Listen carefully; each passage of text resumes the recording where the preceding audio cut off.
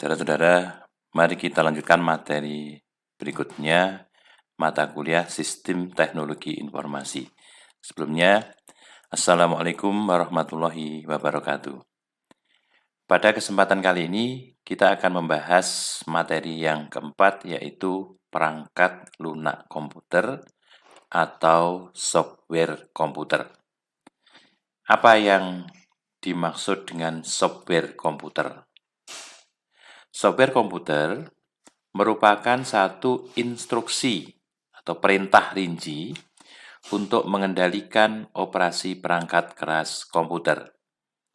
Seperti kita tahu pada materi sebelumnya, kita sudah membahas bahwa sebuah komputer itu terdiri dari berbagai macam komponen yang bekerja sama. Komponen-komponen itu untuk mencapai satu tujuan.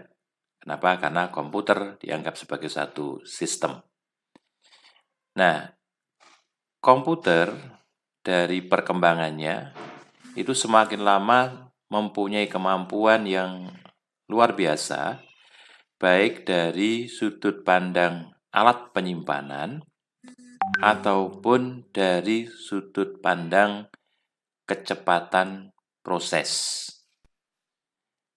Namun, kemampuan dari perangkat keras komputer tersebut tidak akan mempunyai manfaat yang juga luar biasa apabila tidak dilengkapi dengan software komputer, di mana software ini juga berkembang mengikuti kebutuhan dari manusia. Nah, kalau begitu, apa fungsi utama dari perangkat keras, perangkat lunak ini? Pertama, perangkat lunak itu berfungsi untuk mengelola sumber daya komputer. Seperti tadi disampaikan bahwa komputer yang mempunyai banyak komponen, gitu ya, banyak kemampuan dan sebagainya itu tidak akan punya manfaat ketika tidak bisa dikelola dengan baik. Yang pertama itu. Yang kedua, mengembangkan sarana yang dapat digunakan manusia dalam memanfaatkan sumber daya komputer. Ya, dalam praktek teknologi, perkembangan teknologi, terutama teknologi perangkat lunak, maka programmer akan berusaha sedapat mungkin untuk bagaimana menciptakan software-software, baik sistem maupun aplikasi, yang dapat memecahkan masalah-masalah manusia. Ya. Dengan kata lain, kebutuhan manusia apa yang belum masuk ke dalam sistem software, maka programmer akan mencari itu. Sehingga tidak jarang, banyak software begitu di launching yang pertama kali, maka langsung mencari lagi kira-kira apa yang belum ditemukan di dalam software itu, ya, kebutuhan manusia. Nah, ini yang kedua. Lalu yang ketiga, software juga berfungsi sebagai perantara antara informasi yang telah diproses dengan organisasi yang bersangkutan. Dengan kata lain bahwa software itu berfungsi untuk menghantarkan apa yang telah dihasilkan oleh satu sistem, ya, dalam bentuk output informasi tadi kepada yang menggunakan, ya, dalam hal ini organisasi bisnis, kalau misalnya kita bicara dalam bisnis, sehingga apa yang dihasilkan itu dapat langsung digunakan oleh si pengguna dengan sangat cepat. Karena di era global, informasi yang diperlukan itu juga berkembang begitu pesatnya. Nah, maka informasi itu akan dibutuhkan dari waktu ke waktu, bahkan detik per detik itu dibutuhkan oleh si pengguna. Maka fungsi dari perangkat lunak mendekatkan itu. Jadi bagaimana si pengguna itu bisa memanfaatkan informasi yang cepat itu dalam rangka untuk memenangkan persaingan kah, atau memanfaatkan untuk kepentingan pribadi secara profesional, ya, atau untuk membantu semua tugas-tugas yang sangat cepat ingin diketahui hasilnya seperti apa. Nah, itulah fungsi dari perangkat lunak. Nah, perangkat lunak secara umum dibagi ke dalam dua kelompok. Ya. Yang pertama disebut dengan perangkat lunak sistem, yang kedua perangkat lunak aplikasi. Nanti belakang kita akan bahas itu. Tapi kita lihat dulu, apa hubungan antara software system, hardware system, ya, serta user. Itu bisa digambarkan pada gambar di samping ini. Ini gambar ini. Di kotak paling dalam itu menunjukkan hardware. Kemudian kotak paling luar itu adalah pengguna atau end user. Kemudian yang dipakai oleh end user itu adalah software aplikasi. Ya, aplikasi ini. Jadi software untuk memanfaatkan komputer untuk kepentingan berbagai macam hal itu end user akan menggunakan software aplikasi. Kemudian kotak berikutnya yang mendekati hardware itu disebut dengan sistem software atau software system. Lalu apa hubungannya? Nah, diibaratkan kotak tengah ini, hardware komputer ini adalah suatu ruangan. Di suatu ruangan, ya. Kemudian end user itu akan menggunakan ruangan. Maka ruangan itu hanya bisa dipakai ketika sudah ada kunci yang bisa membuka ruangan itu. Nah, dengan kata lain, untuk masuk ke dalam hardware ini, yang pertama adalah ada kunci untuk masuk. Apa itu? Sistem software. Jadi, sistem software diibaratkan kunci untuk masuk ke dalamnya. Nah, kemudian setelah pintu terbuka, maka end user itu bisa masuk ke dalam ruangan ini untuk menggunakan sebagai apa saja. Ya. Nah, maka end user yang menggunakan untuk apa saja ini, misalnya untuk pertemuan kah, untuk kuliah, ya, untuk rapat-rapat penting gitu kan. Nah, ini adalah memanfaatkan dari software aplikasi, tergantung apa yang dibutuhkan oleh end user dalam memecahkan masalah-masalah itu. Nah, itulah hubungan antara hardware, kemudian software, dan end user. Di dalam sistem software, perkembangannya mengikuti kebutuhan. Sehingga tidak jarang sistem ini akan selalu diciptakan terus-menerus, ya, softwarenya diciptakan terus-menerus, diperbaiki terus-menerus, gitu kan, tergantung kebutuhan manusia di sini. Ya. Saya sampaikan bahwa satu software, katakanlah sistem software berbasis Windows misalnya, begitu launching yang pertama, lalu perusahaan pembuat software itu sudah langsung melakukan identifikasi kira-kira apalagi yang perlu dimasukkan ke dalam sistem untuk versi-versi berikutnya. Dikembangkan di sini. Ya, dikembangkan. Nah, sehingga di dalam menciptakan software itu akan berlangsung terus-menerus, ya. Kemudian intinya bahwa sistem software nanti diupayakan mendekati manusia, kebutuhan manusia, jadi memudahkan manusia. Ini juga berlaku untuk aplikasi, software aplikasi tadi ya. Aplikasi itu ada software aplikasi tujuan umum maupun untuk tujuan khusus. Nanti kita lihat apa yang umum dan apa yang khusus. Nah, inilah tipe perangkat lunak dan sekaligus hubungan antara perangkat keras, perangkat lunak, dan end user atau pengguna. Baik. Nah, kalau dijabarkan lebih lanjut, tipe dari perangkat lunak tadi, pertama dibagi dua tadi. Satu, software aplikasi, di mana software ini akan melakukan pekerjaan pemrosesan informasi bagian user, ya langsung tadi ya di kotak kedua dari luar. Kemudian sistem software itu mengelola dan mendukung operasi sistem serta jaringan komputer.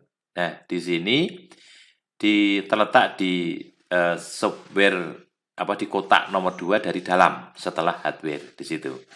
Apa isinya? Untuk software aplikasi, isinya adalah program aplikasi umum. Artinya program aplikasi yang umum di pasar dan biasa sudah tercoding dengan baik, sudah berpengalaman sehingga pasti lebih bagus dibanding yang membuat sendiri. Misalnya software suite, kemudian penjelajah web, email, word processing, spreadsheet, pengelola database dan seterusnya, termasuk grafik presentasi. Nah, ini adalah umum. Artinya, ketika kita akan menggunakan software ini tidak usah buat sendiri. Cukup dengan membeli. Kenapa? Karena tersedia di pasaran. Yang kedua adalah program aplikasi khusus. Ini sangat khusus. Misalnya di bidang bisnis, ada software khusus untuk akuntansi. Misalnya MyYob Accounting, misalnya Value Plus Accounting, dan sebagainya. Kemudian software untuk memproses transaksi. Software untuk mengelola manajemen hubungan dengan pelanggan. Software untuk enterprise resource planning, e-commerce, dan lain-lain. Bahkan ada software yang dipakai untuk pengolahan data statistik. Kita bisa mengenal ada SPSS misalnya, Amos, ya. Kemudian software yang lain yang mendukung, bahkan Excel pun sebenarnya bisa pakai ini ya, Excel ini. Oke. Kemudian software aplikasi khusus yang lain dipakai di bidang sains dan teknik. Misalnya software yang dipakai oleh seorang arsitek untuk menggambar bangunan misalnya. Lalu pendidikan, hiburan, dan lain-lain. Pendidikan.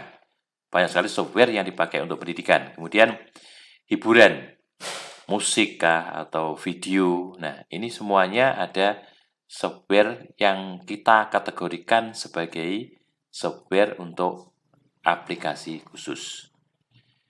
Sementara untuk software system juga dibagi menjadi dua. Satu adalah program manajemen sistem, yang kedua adalah program pengembangan sistem. Jadi, program manajemen sistem ini yang secara langsung akan berperan di dalam menghubungkan antara hardware dengan end user melalui aplikasi-aplikasi yang ada itu. Jadi, yang termasuk kategori adalah sistem operasi, kemudian program manajemen jaringan, sistem manajemen database, server aplikasi, kemudian utilitas sistem maupun pengawas keamanan dan kinerja. Sementara program pengembangan sistem ini adalah program-program yang digunakan untuk mengembangkan sistem operasi maupun program-program aplikasi khusus yang lain. Misalnya penerjemah bahasa pemrograman atau bahasa penerjemah. Kita pernah mengenal dulu ada bahasa namanya bahasa mesin. Kemudian ada bahasa basic. Basic itu singkatan dari basic all purpose symbolic code. Jadi kode-kode yang dipakai untuk untuk seorang beginners, jadi awal, pemula gitu ya. Kemudian ada program Fortran, ada COBOL, dan lain-lain.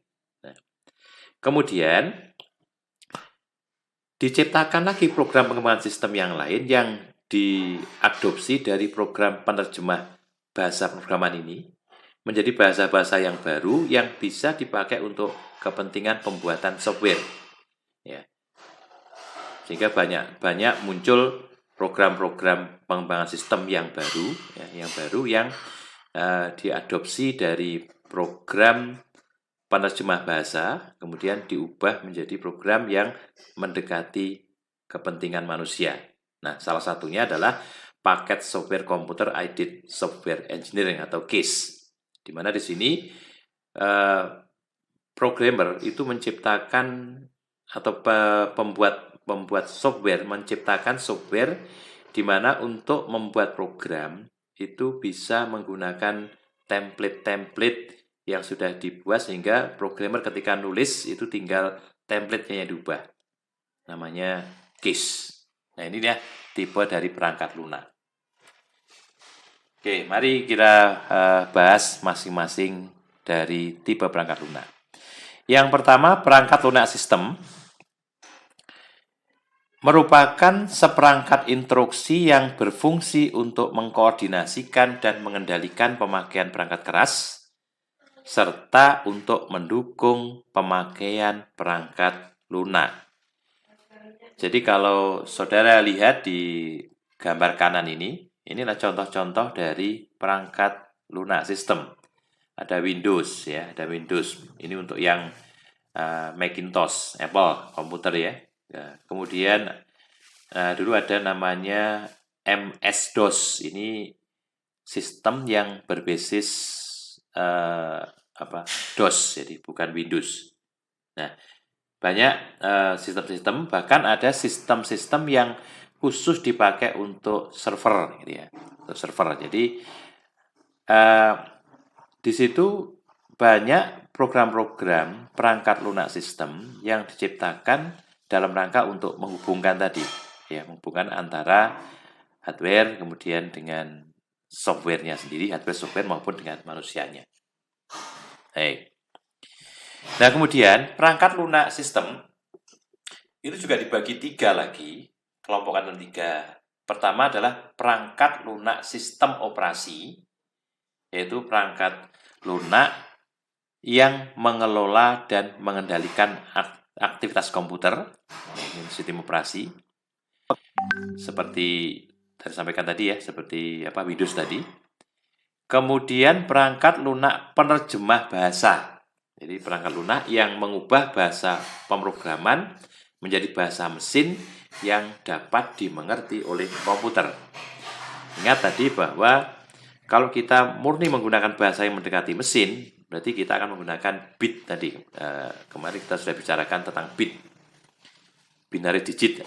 Di mesin hanya bisa baca 010101. Maka pemrograman itu bisa diciptakan untuk membuat satu statement-statement yang bisa menggantikan atau mewakili angka 0101 sehingga dapat dibaca dengan mudah oleh komputer.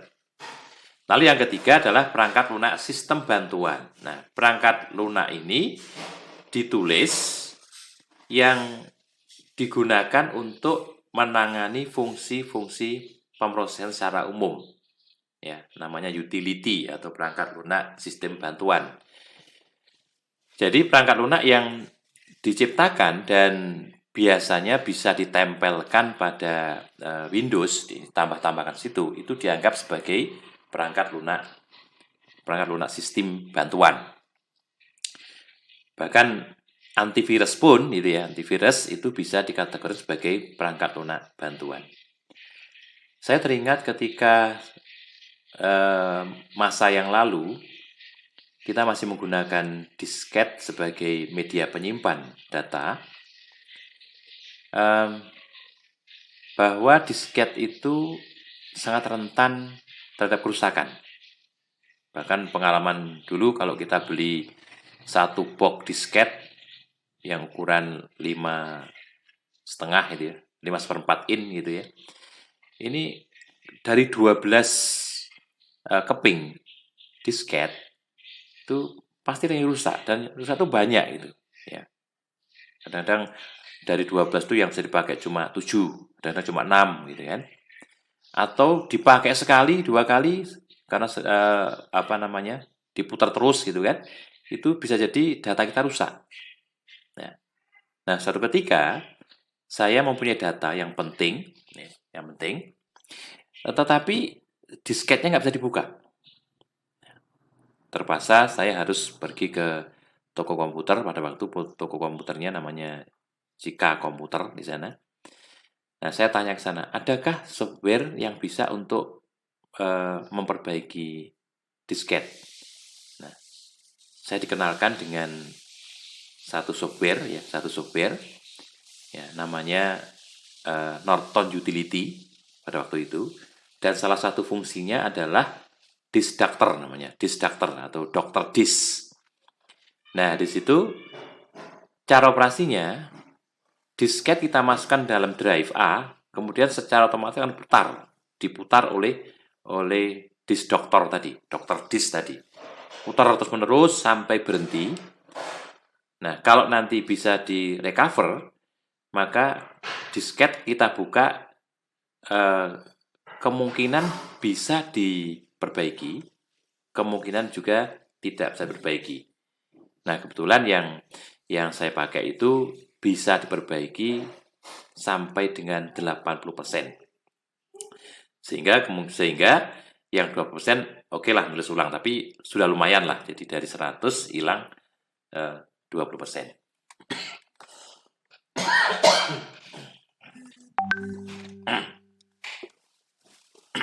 Maaf, ada batuk sedikit. Baik. Nah, kemudian apa sistem operasi ini sebenarnya? Apa sistem operasi di situ? Jadi, sistem operasi ini merupakan program yang ditulis untuk mengendalikan dan mengkoordinasikan kegiatan operasi dari sistem komputer. Di sebelah kanan ada Windows, ada Unix gitu ya, dan beberapa software yang lain ya, software aplikasi yang lain. Nah, apa tugas dari sistem operasi? Tugas sistem operasi itu diibaratkan seperti manajer dalam sebuah perusahaan yang tugasnya bertanggung jawab untuk mengendalikan dan mengkoordinasikan operasi perusahaan secara efektif dan efisien. Tugasnya itu. Sehingga kita bisa bayangkan tugas seorang manajer di sebuah perusahaan itu macam-macam. Ya. Mengendalikannya, baik mengendalikan dari proses produksinya, mengendalikan proses keuangannya, ya, SDM-nya, ya, dan seterusnya. Nah, sehingga yang ditangani itu banyak dan terintegrasi. Maka tugas dari sistem operasi itu ya diibaratkan sama dengan tugas orang manajer yang bertanggung jawab terhadap perusahaan tadi. Nah, sistem operasi. Ya. Sehingga fungsinya apa sistem operasi itu? Yang pertama adalah alokasi dan penugasan sumber daya sistem. Ini yang pertama itu. Lalu yang kedua, melakukan penjadwalan. Dan yang ketiga, melakukan pemantauan. Bagaimana alokasinya itu? Nah, dalam hal ini sistem operasi itu mengalokasikan sumber daya perangkat keras untuk program aplikasi yang sedang menunggu untuk dieksekusi. Jadi ketika kita buka komputer, bisa jadi kita buka software aplikasi A, B, C, D, dan sebagainya. Tergantung kemampuan RAM kita seperti apa. Kemudian juga kita bisa membuka data lebih dari satu. Ada data Word, data angka-angka, ya, data narasi, dan sebagainya tuh. Nah, berarti di situ ngumpul banyak pekerjaan, ya, data pekerjaan dan alat-alat untuk menyelesaikan pekerjaan tadi. Nah, tugas dari sistem operasi itu adalah mengalokasikan itu. Jadi mengalokasikan mana yang harus terlebih dahulu diproses. Biasanya pakai urutan ya. Urutannya yang masuk duluan bisa jadi diolah lebih dulu. Tapi ada juga tergantung prioritas. Mungkin bukanya yang paling akhir, tetapi diolah lebih dahulu. Karena prioritas, itu tergantung siapa yang menggunakan. Nah, inilah fungsi sistem operasi untuk alokasi dan penugasan sumber daya sistem. Lalu yang kedua, penjadwalan. Ya. Banyak pekerjaan yang dapat dilakukan secara simultan oleh komputer. Jadi komputer sebenarnya bisa mengerjakan tugas secara bersama-sama dari banyak tugas itu. Cuma komputer bisa bekerjanya itu adalah satu pekerjaan dalam satu waktu, ya. Jadi tidak bisa lebih dari satu. Nah, oleh karena itu sistem operasi dalam hal ini berfungsi untuk mengatur jadwal pekerjaan yang akan dilakukan. Kemudian peralatan apa yang akan digunakan. Itu diatur sedemikian rupa. Misalnya, satu sisi ada satu tugas untuk mengolah angka di situ. Tapi tugas yang lain, sistem operasi bisa memerintahkan komputer untuk melakukan pencetakan hasil pekerjaan yang terdahulu. Nah, itu dijadwalkan oleh komputer. Nah, sehingga seolah-olah komputer itu bekerja secara simultan, gitu ya, secara bersama-sama gitu. Tetapi dalam praktek yang sebenarnya sebetulnya karena kecepatan yang luar biasa itu ada kegiatan, setiap kegiatan itu akan dilakukan secara bergiliran, antrian gitu. Cuma karena kecepatannya yang luar biasa dianggap dilakukan secara bersama-sama. Nah, ini yang kedua. Lalu yang ketiga adalah fungsi pemantauan.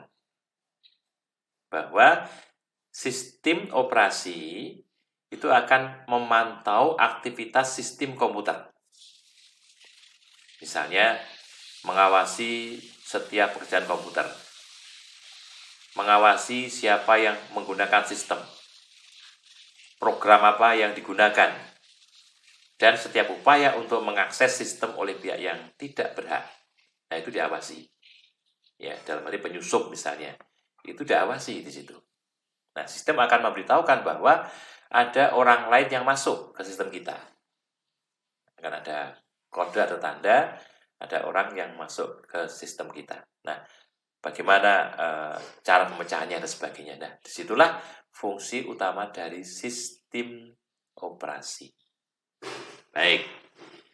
Nah, di pasaran yang kita kenal sistem operasi yang populer, itu awalnya dulu dari DOS ya.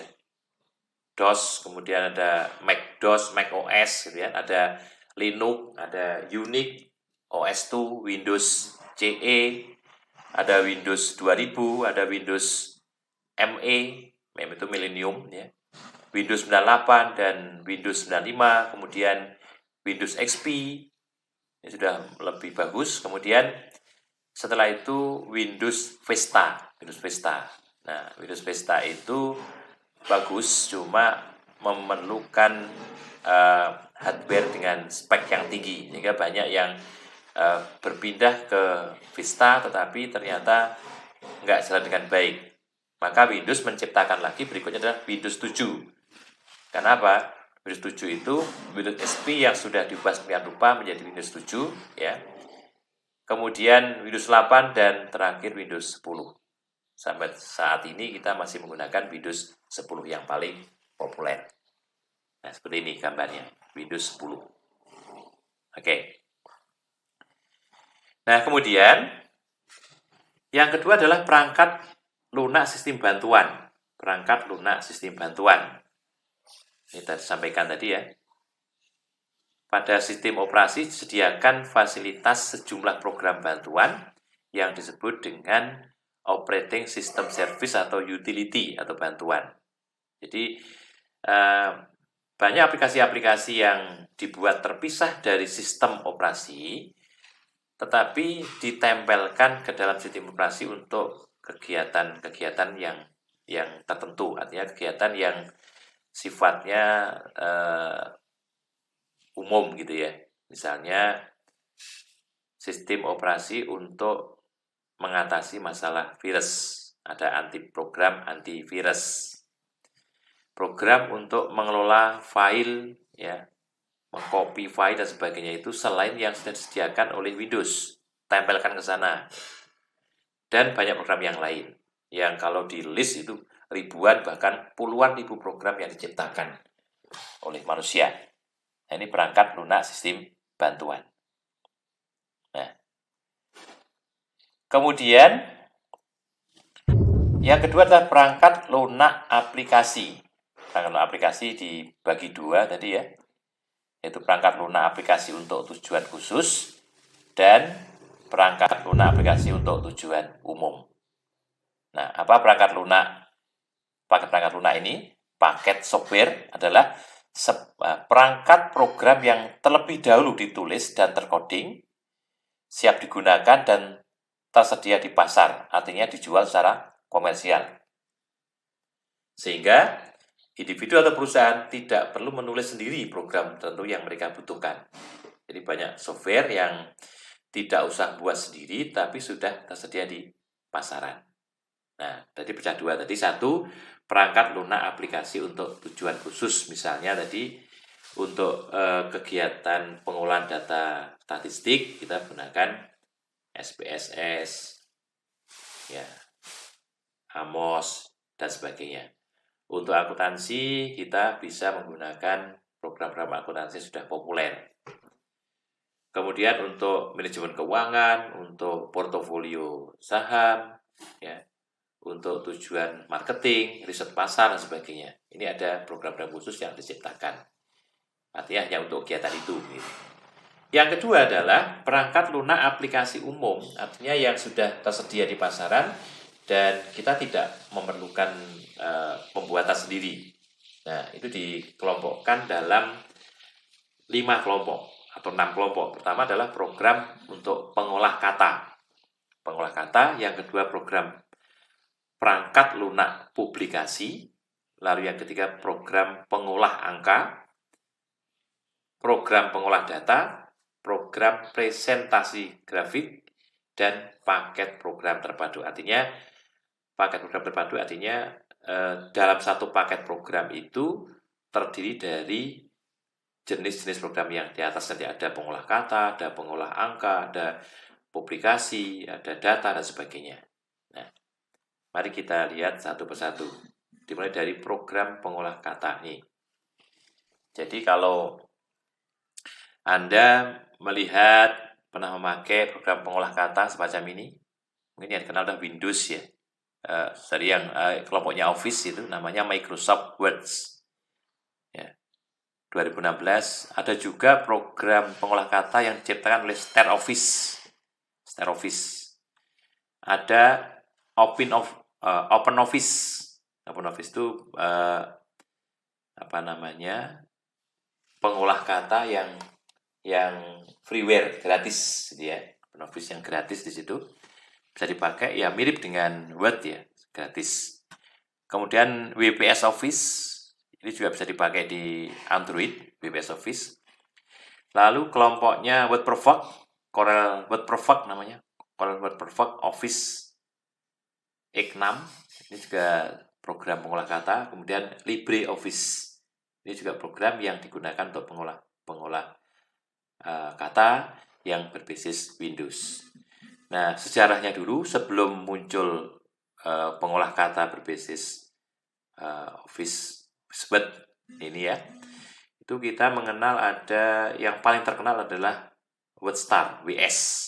Ya, karena saya memakai WS itu mulai tahun 87 ya, 87 saya pernah pakai WS WordStar gitu. Ya fasilitasnya sangat minimum ya, sehingga tidak bisa untuk macam-macam, hanya nulis saja gitu. Sehingga ketika buat tabel pun agak sulit ya, karena memang tidak disediakan tabel untuk ini. Kemudian penggabungan dari satu hasil olahan data dari software lain ke software ini nggak bisa dipakai ya. Jadi hubungan antar software tidak bisa digunakan. Nah, inilah pengolah kata.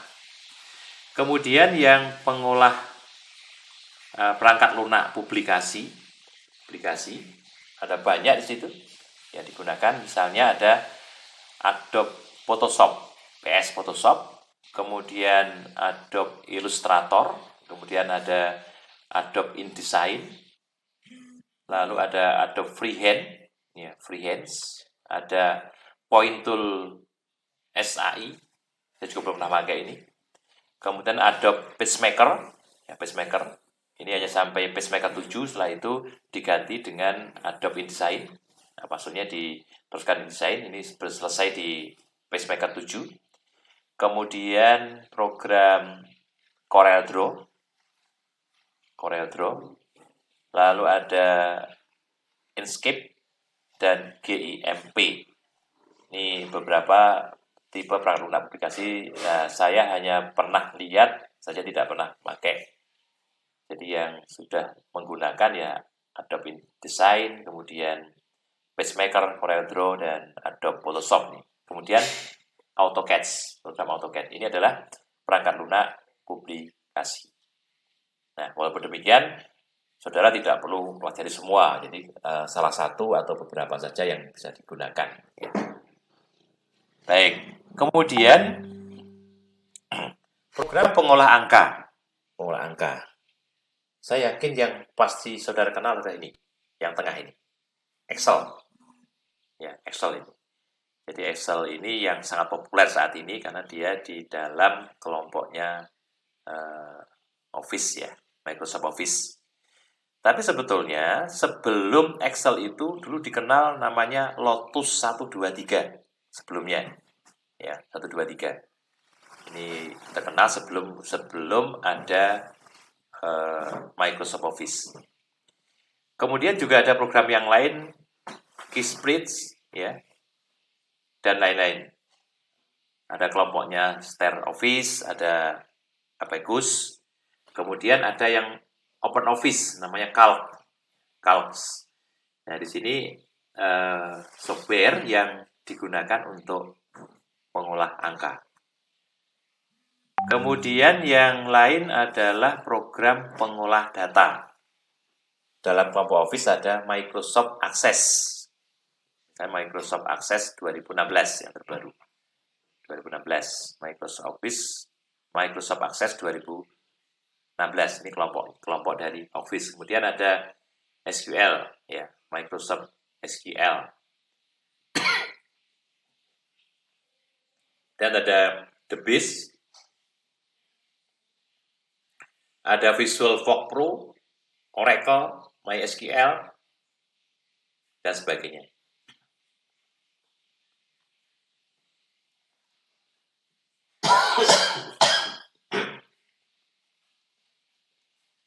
Nah, jadi itu contoh-contoh program pengolah data. Kemudian program untuk presentasi grafik yang Anda kenal adalah PowerPoint. PowerPoint ini yang seperti yang kita pakai ini PowerPoint. Kemudian juga yang dipakai oleh OpenOffice. Ya, OpenOffice Impress namanya. Ini yang OpenOffice artinya yang gratis ya, tidak berbayar gitu. Kemudian ada Keynote 09. Ya, nah, e-work Keynote namanya. 09 ini juga bisa digunakan untuk ini. Ini untuk biasanya untuk matematik kalau nggak salah ini ya. Untuk bagaimana menampilkan matematika dan sebagainya itu pakai ini. Nah, intinya bahwa ada program yang dipakai untuk mempresentasikan hasil dari pekerjaan, namanya presentasi grafik. Kemudian paket program terpadu. Ya, terpadu ada Office 2019 ini yang terbaru ya, ada Office 2019. Saya belum pakai ini. Kemudian ada Open Office, kelompok Open Office. Kemudian ada kelompok Stare Office yang lengkap ini lengkap semua fungsi ada di sini. Program ini ada WordPerfect ya, WordPerfect ini juga kelompok tersendiri. Ya, disebut sebagai paket program terpadu. Nah, itulah jenis-jenis software aplikasi. Baik. Nah, dan demikian untuk materi software kita anggap selesai. Nanti bisa dikembangkan lebih lanjut, silakan dibaca di buku. Kemudian apa yang harus Anda lakukan selanjutnya? Ya, tentunya sama tadi ya. Ini bahan diskusi yang harus Anda kerjakan.